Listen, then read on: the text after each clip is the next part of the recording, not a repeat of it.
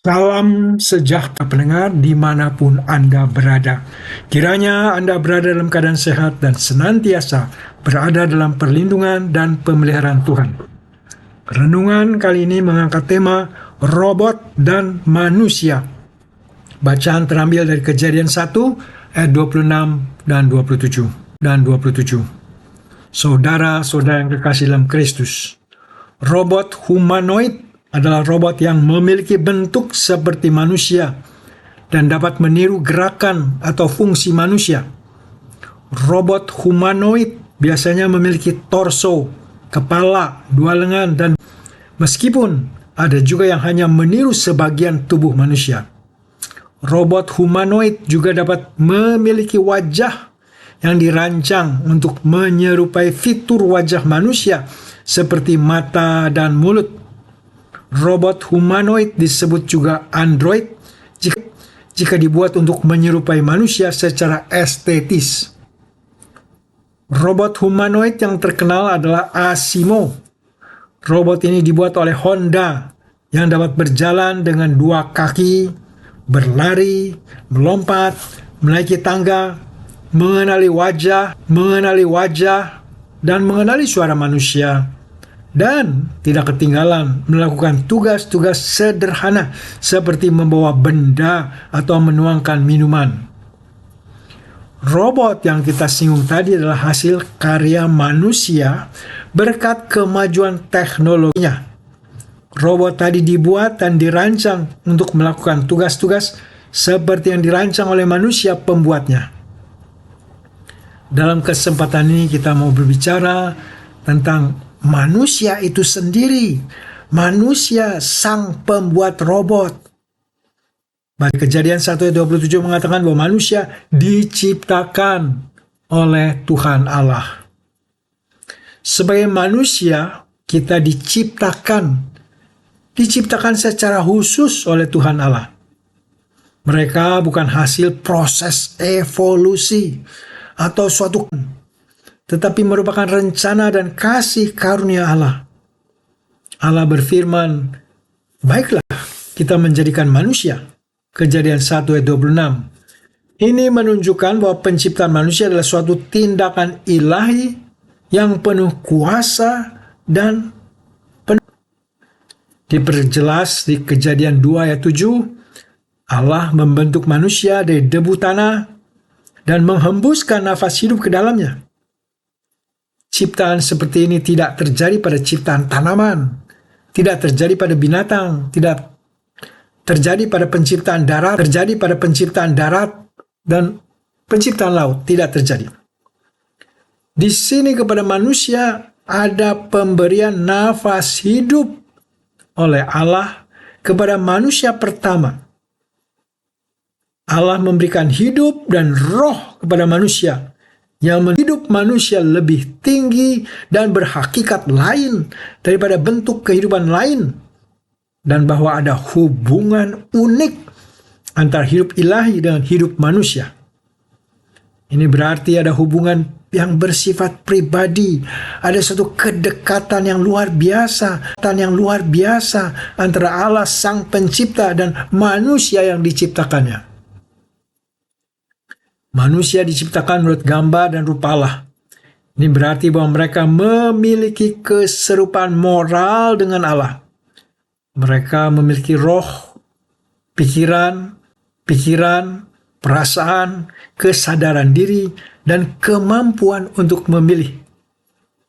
Mereka juga mempunyai kemuliaan, kekudusan, kebenaran, keadilan, kasih, damai sejahtera, sukacita, dan sifat-sifat Allah lain. Karuniai tubuh yang indah dan sempurna yang menjadi sarana untuk beribadah, untuk bekerja, berkembang biak, dan berkomunikasi dengan Allah dan berkomunikasi dengan sesama manusia.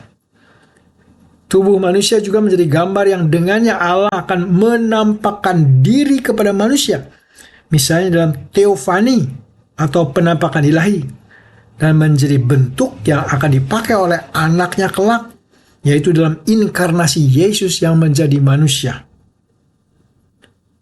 Kita diciptakan sebagai laki-laki dan perempuan dengan alat kelamin yang berbeda, dengan maksud agar melalui perkawinan mereka dapat beranak dan mendatangkan banyak cucu-cucu serta keturunan. Untuk apa? Untuk memenuhi isi bumi. Seperti robot diciptakan manusia untuk melakukan tugas-tugas yang dirancang manusia, demikian pula manusia diciptakan Allah untuk melakukan tugas-tugas yang dipercayakan Allah kepada manusia. Tugas itu pertama-tama untuk menambah populasi dunia, sehingga dengan populasi yang banyak, lebih banyak pula tugas-tugas yang dapat dikerjakan manusia. Begitu luas dan besarnya ciptaan Allah, sehingga tidak cukup hanya Adam dan Hawa saja yang mengerjakannya, maka kepada mereka diperintahkan untuk beranak cucu. Tugas mereka dengan populasi yang banyak adalah usaha pertanian, peternakan, pertambangan, mengolah hutan, mengolah laut, memelihara kelestarian alam lingkungan.